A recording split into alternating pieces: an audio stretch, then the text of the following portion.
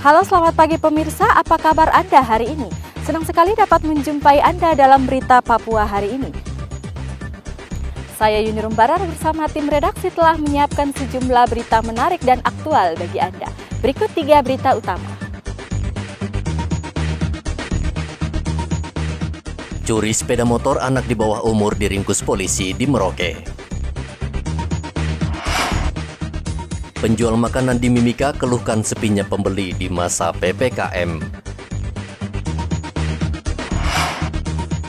Ribuan siswa SMA dan SMP di Merauke belajar tatap muka.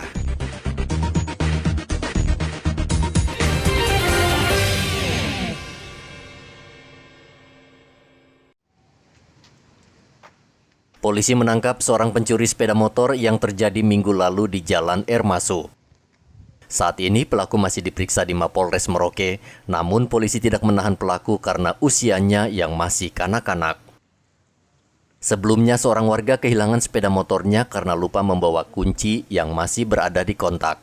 Pelaku yang melihat kunci tergantung langsung tancap gas membawa kabur sepeda motor tersebut. Pelaku sempat membuka semua bodi motor agar tidak mudah dikenali, namun rupanya mata polisi lebih jeli. Ketika ada patroli, pelaku langsung diciduk bersama motor curiannya.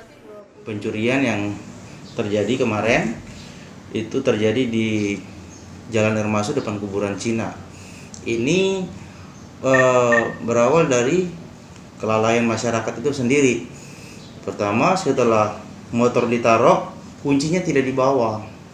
Kemudian masuk ke rumahnya, orang itu datang karena ada kesempatan.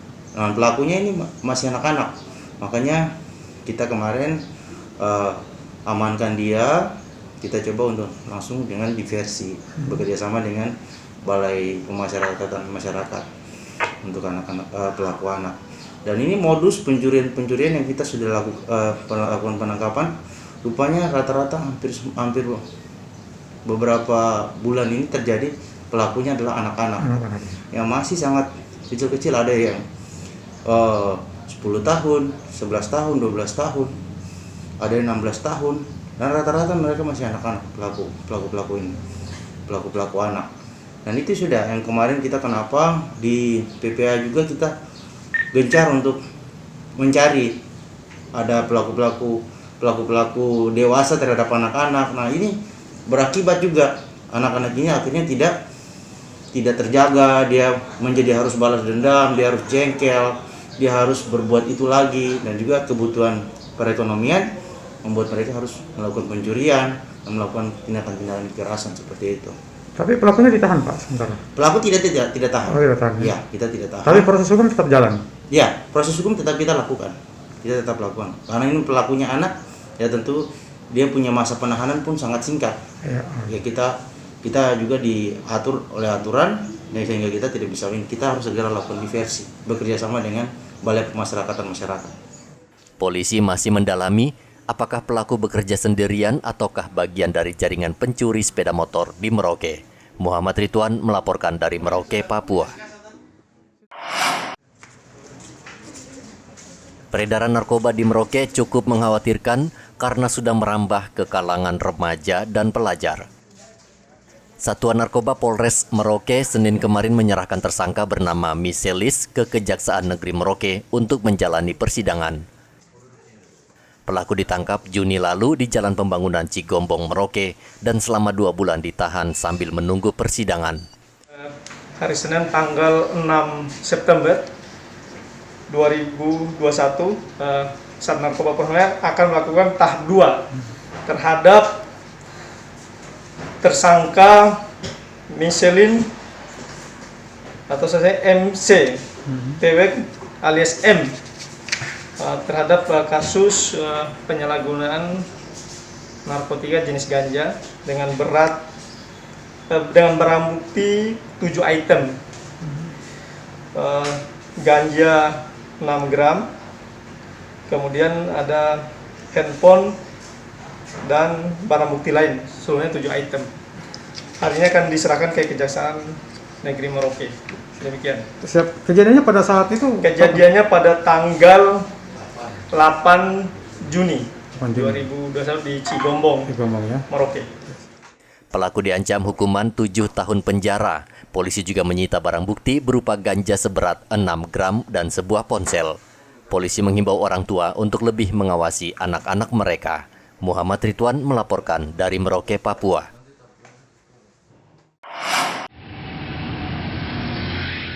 Penerapan PPKM atau pembatasan kegiatan masyarakat di Mimika terus mendapat keluhan dari masyarakat. Kali ini pedagang martabak di Mimika. Mereka menyalahkan kebijakan PPKM yang dinilai telah menyebabkan omset penjualan menurun. Iqbal, salah satu pedagang martabak ini, mengatakan selama pemerintah memberlakukan PPKM, pendapatannya menurun drastis, bahkan tidak ada pembeli. Ia meminta pemerintah melonggarkan waktu aktivitas lebih banyak lagi, sehingga mereka tidak dibatasi berjualan dari pukul 5 sore hingga pukul 8 malam. Beda, Mas. Oh ya? Itu dari dulu bisa buat nyimpan sih ya, paling bisa mendapat 800 sampai 900-an. Sekarang waktu dibatasi. Jadi pendapatan paling nggak seberapa. Untuk ini juga ngontrak apa di sana buat makan juga nggak nyimpen itu kalau sekarang. Tempat yang Mas jualan ini sewa nggak? Sewa Pak. Berapa semalam? 1 bulan 300. Pendapatan paling 200, kadang 100, kadang nggak laku. Kadang sehari laku, kadang sehari enggak. Yang saya harapkan ya ini cepat dibebasin lah, waktunya ditambahin lagi. Saya jualan mulai dari jam 5 sampai ya dari jam 5 lah, 3 jam palingnya 2 jam, setengah 8 tutup saya. Para pedagang meminta pemerintah memperhatikan mereka yang hidupnya bergantung dari berjualan makanan di malam hari. Dari Mimika, Papua, Igobat Momolin melaporkan. Kabupaten Mimika hingga Senin kemarin masih menerapkan PPKM level 3. Pemda juga melonggarkan aktivitas warga yang dibatasi mulai dari pukul 9 malam hingga pukul 6 pagi. Wakil Bupati Mimika Johannes Retop mengatakan Pemkab Mimika masih akan tetap menerapkan PPKM level 3 hingga ada instruksi terbaru dari Kementerian Dalam Negeri. Cukup banyak yang perubahan drastisnya itu di orang yang sakit keras sebenarnya. Sakit keras itu yang ada perubahan, tapi kalau soal kritis itu, ya kritis itu, tapi secara kumulatif masih. Berarti kita masih tetap level 3 Bapak? Kita level 3, masih level 3. Sampai kapan penerapan level 3? Kalau nanti kan dievaluasi lagi 1 minggu ke depan kan oleh Jakarta. Oh iya. Nah, jadi kita ini kan dievaluasi secara keseluruhan oleh nasional. Jadi kalau nasional bilang kita level 3, kita level 3. Kalau disuruh kita level 2, ya kita disuruh sesuai instruksi Mendagri kita level 2, ya sudah kita level 2. Berarti menunggu instruksi dari Mendagri ya Bapak? Instruksi Mendagri, ya. Kita kumulatif secara keseluruhan itu sudah 9.454 kasus. Ya. Kemudian kemarin dari ini cukup baik karena dari 365 spesimen yang didapat cuman itu persentase penurunannya di situ. Dari 365 spesimen yang diperiksa ternyata hanya 8 yang positif COVID. Ini luar biasa. Ini luar biasa sejak kita.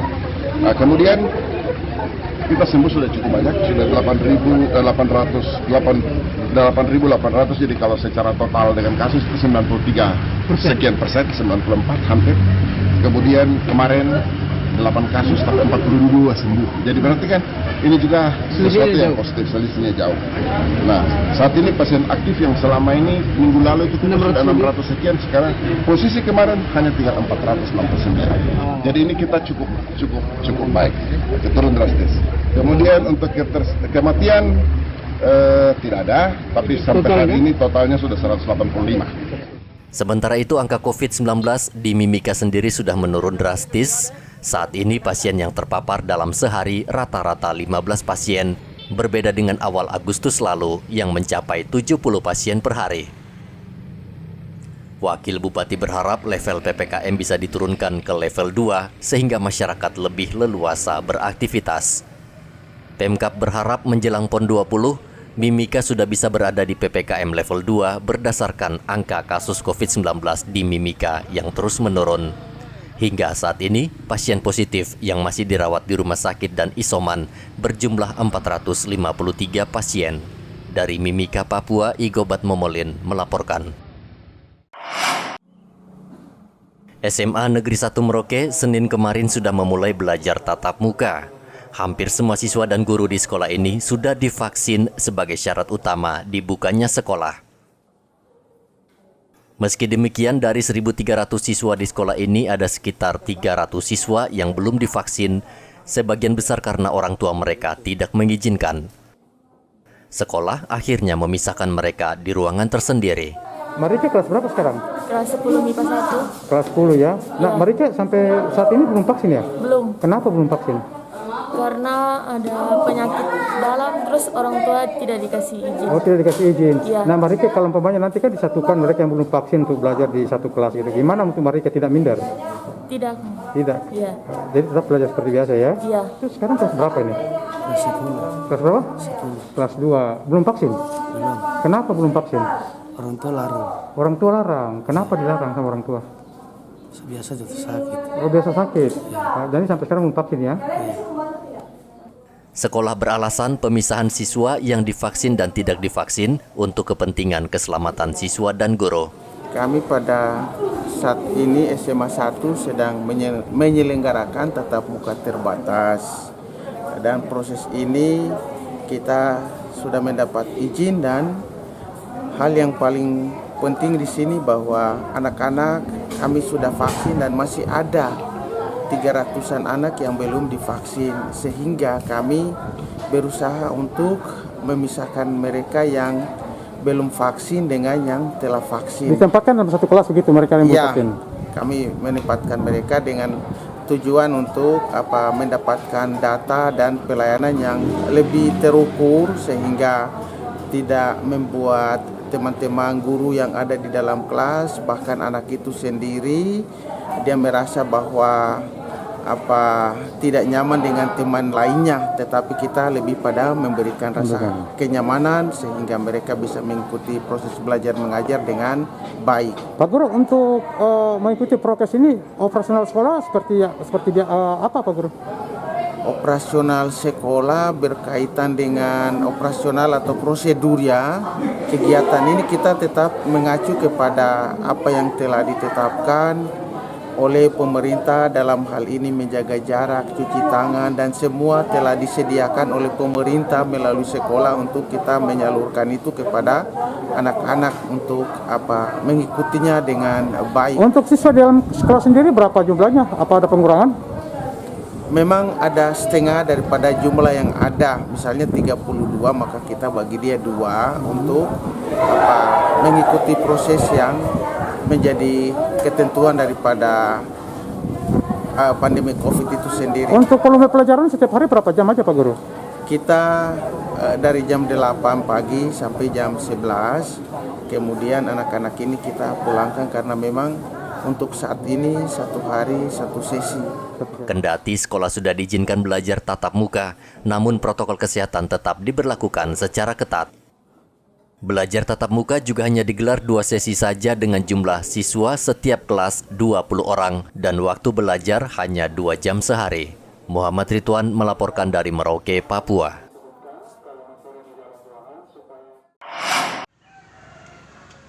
Selain SMA, siswa SMP Senin kemarin juga melaksanakan belajar tatap muka secara serentak, salah satunya di SMP Negeri 1 Merauke. Sekolah ini membagi siswa dari 900 menjadi 450 siswa di sesi pertama, yaitu mulai pukul 7 pagi hingga 9 pagi. Sementara sisanya dilaksanakan pada sesi kedua dari pukul setengah 10 pagi hingga setengah 12 siang. Protokol kesehatan diberlakukan secara ketat. Setiap kelas diatur jarak duduknya dan sejumlah siswa wajib diukur suhu tubuh, mencuci tangan dan menggunakan masker sebelum proses belajar dimulai. Ya, tatap muka. Kenapa suka di tatap muka ini? Karena bisa mengerti dengan baik. Bisa mengerti dengan baik ya. Iya. Jacinta ini mulai masuk belajar tatap muka ya? Iya. Kamu senang belajar tatap muka atau daring? Tatap muka. Tatap muka, kenapa suka tatap muka? Karena bertemu dengan ibu guru bisa belajar bersama-sama. SMP 1 sesuai dengan instruksi yang disampaikan oleh Bapak Bupati bahwa sekolah sudah bisa membuka belajar tatap muka terbatas sesuai dengan jam yang sudah ditentukan, yaitu cukup 3 jam pelajaran dan waktunya hanya 30 menit. Jadi sebelum kami melakukan ini, kami komunikasi dengan Kepala Dinas dan Bapak Kepala Dinas, dan juga kami sosialisasikan ke orang tua untuk mendapat persetujuan. Setelah mendapat persetujuan dan dinyatakan orang tua sepakat, maka kami buka hari ini. Adapun prokes kesehatan yang kami lakukan, mulai dari siswa, orang tua mengantar siswa ke sekolah, pada saat pembelajaran sampai pulang kami sudah sampaikan ke orang tua. Mulai dari gerbang kami sudah siapkan pencuci tangan, yaitu pengukur suhu, kemudian guru piket sudah mengarahkan, dan mereka masuk ke kelas itu dipandu oleh Bapak Ibu guru, dan di kelas itu sudah duduk di tempatnya masing-masing, dan di sana guru sudah menunggu. Untuk satu ruang kelas berapa jumlahnya Bu Guru? Satu ruang kelas jumlahnya itu untuk yang sekarang karena tatap muka terbatas 15 sampai 16 orang, karena satu kelas itu 32 siswa. Jadi kami buat per sesi. Sesi pertama nomor ganjil, yaitu mulai pembelajaran 7.30 sampai jam 9. Sesi kedua nanti yaitu nomor genap dari jam 9.30 sampai 10.15. Dinas Pendidikan Merauke mengizinkan sekolah yang siswa dan guru sudah divaksin untuk belajar tatap muka di tahun ajaran baru ini. Agar tidak menimbulkan klaster penularan baru, pelajar tetap diminta menerapkan prokes, tidak hanya di sekolah maupun di rumah juga. Saat ini kasus COVID-19 masih merebak, namun jumlahnya terus menurun. Muhammad Ridwan melaporkan dari Merauke, Papua. Pemerintah daerah bersama TNI Polri terus gencar melakukan vaksinasi, salah satunya untuk mencapai target kekebalan kelompok. Setiap hari Pemda Mimika menyediakan 200 dosis vaksin di setiap gerai vaksinasi dan selalu habis. Ini membuktikan warga sangat antusias. Saat ini sebanyak 140.000 lebih warga sudah divaksin, baik tahap 1 dan tahap kedua. Wakil Bupati Mimika Johannes Retop berharap target vaksinasi di Mimika bisa tercapai sebelum PON dan PES Parawi. Bagaimana caranya adalah bagaimana kita menekan, meningkatkan vaksin dan menjaga protokol kesehatan. Ini target kita. Sehingga saat ini, pada saat PON nanti, kita kalau bisa sudah level 2 target kita ini. Caranya bagaimana? Kita lagi gencar-gencar ini vaksin. Target kami satu hari 1.000-2.000 harus bisa. Begitu. Dan ternyata sesudah kita evaluasi, ternyata memang benar bahwa minat masyarakat untuk vaksin ini besar. Karena rata-rata kita sediakan 200 dosis per hari di setiap gerai, itu ternyata habis dan masih antri. Total vaksin untuk secara keseluruhan baik tenaga nakes, terus petugas publik, kemudian lansia, kemudian penduduk usia 18 sampai 59 tahun. Kita belum catat yang 12 tahun ya, di bawah 18 tahun.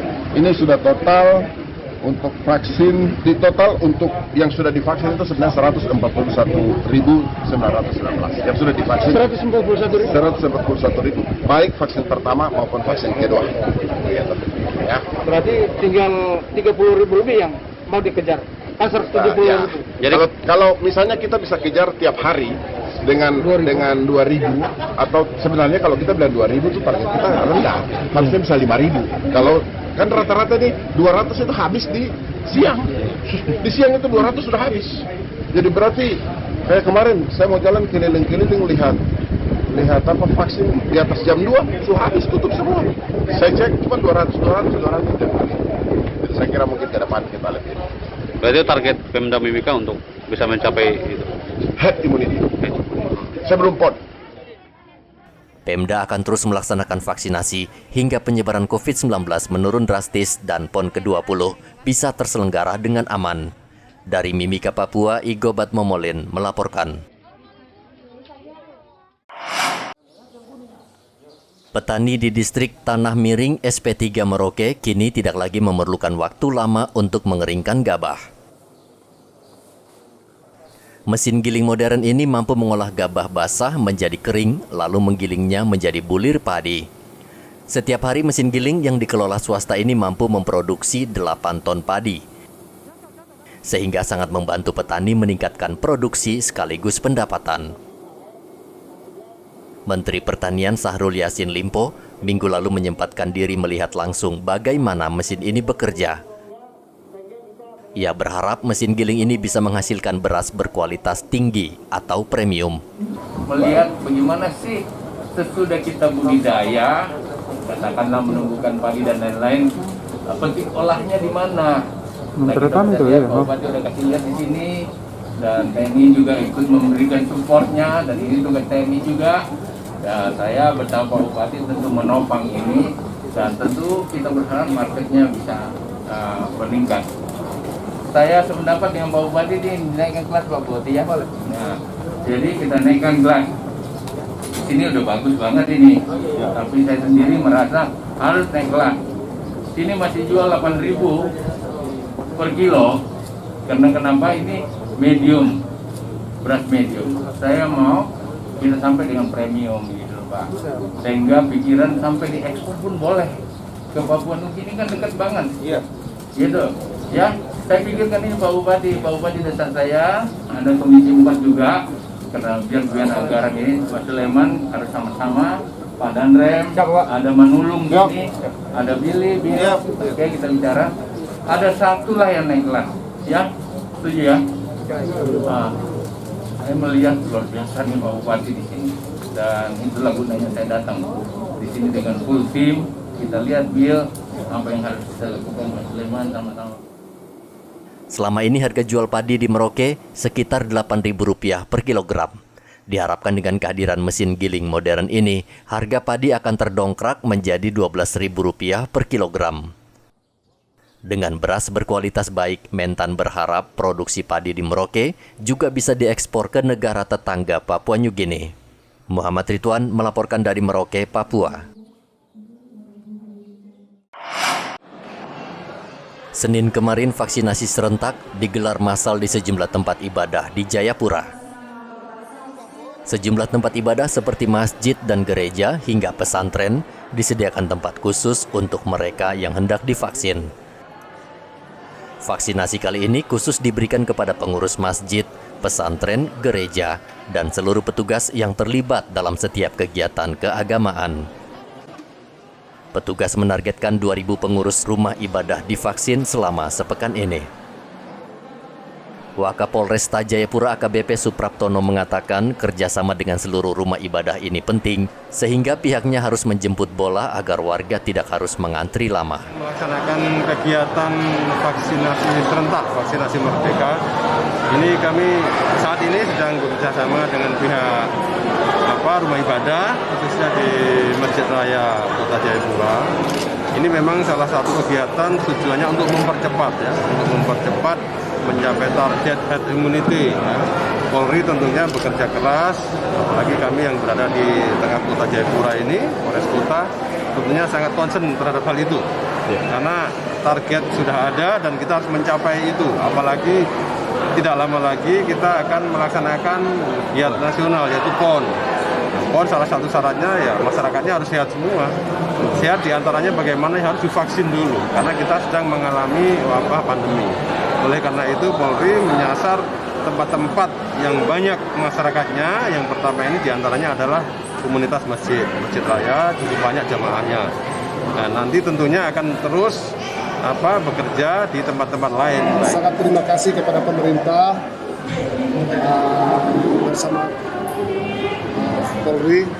Dalam hal ini ada program vaksin merdeka. Nah, ini kami sangat membutuhkan dan sangat terima kasih karena lebih fokus ke Masjid Raya Provinsi dulu. Dan Masjid Raya Provinsi ini sebagai masjid ikon miniaturnya seluruh masjid di Papua. Nah, sehingga kami dari pengurus masjid juga sangat berharap sekali kepada seluruh umat Islam yang di Kota Jayapura khususnya dan masyarakat umum di Kota Jayapura. Kami sudah himbaukan berbagai undangan, baik undangan tertulis maupun undangan melalui media. Vaksinasi saat ini terus gencar dilakukan karena Jayapura menjadi salah satu tuan rumah penyelenggaraan PON ke-20. Saat ini vaksinasi sudah mencapai 51% atau sekitar 118.000 warga yang sudah divaksin.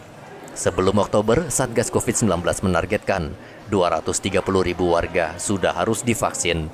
Hendra melaporkan dari Kota Jayapura, Papua. Informasi tadi sekaligus menutup jumpa kita dalam Berita Papua hari ini.